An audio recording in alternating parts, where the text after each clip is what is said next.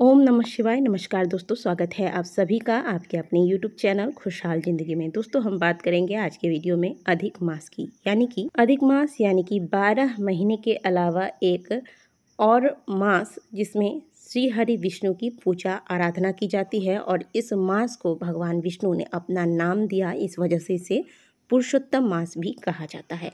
तो इस अधिक मास में आपको क्या करना है, क्या नहीं करना है, क्योंकि इस बार का श्रावण जैसे महत्वपूर्ण हो गया है अधिक मास की वजह से, ठीक उसी प्रकार से अधिक मास श्रावण के मध्य पर रहा है, तो अधिक मास की भी महत्वता और अधिक बढ़ गई है।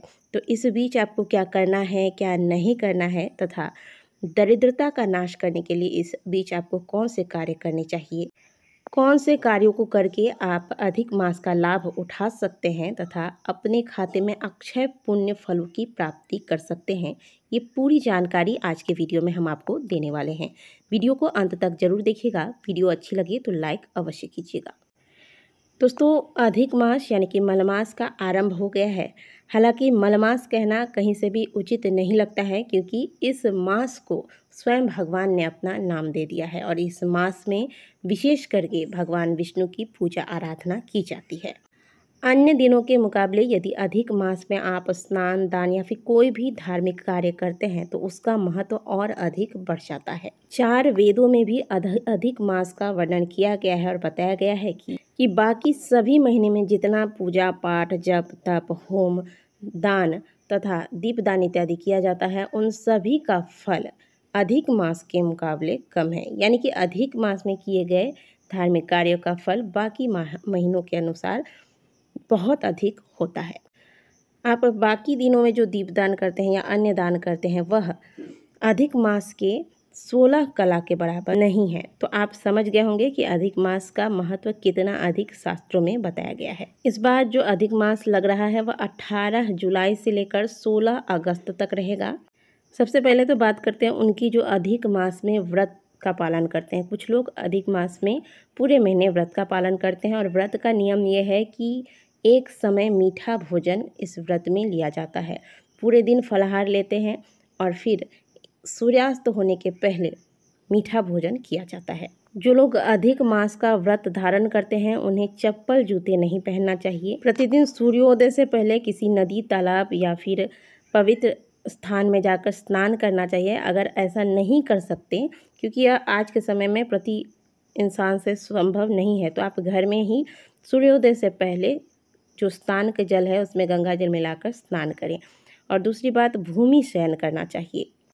लेकिन जो लोग व्रत धारण नहीं कर रहे हैं, व्रत धारण नहीं कर सकते, तो उन्हें क्या करना चाहिए? तो जो व्रत नहीं करते वो भी ज़्यादा से ज़्यादा अधिक मास का लाभ उठा सके, इसके लिए आपको क्या करना है? आपको सबसे पहले भोजन में प्याज, लहसुन, मसूर की दाल, मूली इत्यादि का त्याग करना है। प्रातःकाल सूर्योदय से पहले उठकर घर की साफ सफाई करके स्नान करें। स्नान के बाद तुलसी पूजन करिए। शालिग्राम जी अगर आपके पास हैं, या लड्डू गोपाल जी हैं, या श्री हरि विष्णु की कोई भी आप रूप में पूजा करते हैं तो उनकी विधिवत तरीके से पूजा अर्चना कीजिए। साथ में माता लक्ष्मी की भी पूजा करें।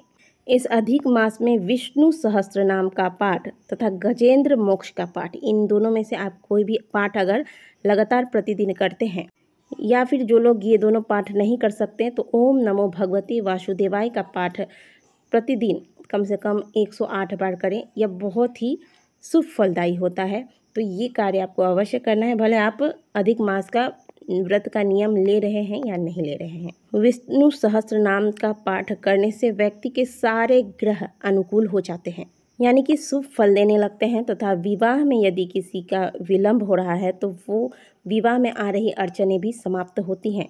और सबसे बड़ी बात, जहाँ विष्णु सहस्त्र नाम का पाठ होता है निरंतर, वहाँ माता लक्ष्मी को बुलाना नहीं पड़ता।